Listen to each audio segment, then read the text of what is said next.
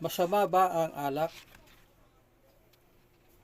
Ang alak ay ginawa hindi sa ikasasama ng iinom nito. Ito ay ginawa para sa ikabubuti at ikasasaya ng tao. Sabi ni San Pablo sa kanyang unang sulat kay Timoteo sa Kabanata 5, talata 23, huwag tubig lang ang inumin mo, uminom ka rin ng kaunting alak. Ito'y makakatulong sa iyong panunaw sapagkat lagi kang sinisikmura. So ang alak po ay itinuro ni San Pablo bilang isang gamot. Sapagkat si Timoteo po ay laging may nararamdaman sa kanyang sarili, kaya ang sabi ni San Pablo, uminom ka ng kaunting alak sapagkat mabuti ito para sa iyo. So ang alak po ay hindi masama sapagkat ito po ay kanyang itinuro.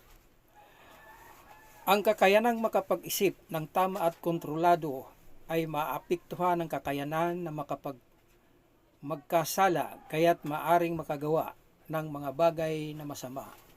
So minsan ho kasi sa pag-inom natin ng alak ay hindi natin nakokontrol ang ating sarili. Dumarating tayo sa punto na hindi tayo nasisihan sa kaunting alak.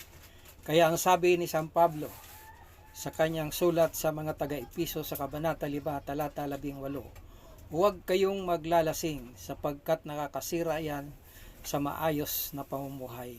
Sa halip, sikapin ninyong mapuspos kayo ng Espiritu Santo. So hindi lang ho kaunti ang ating ininom.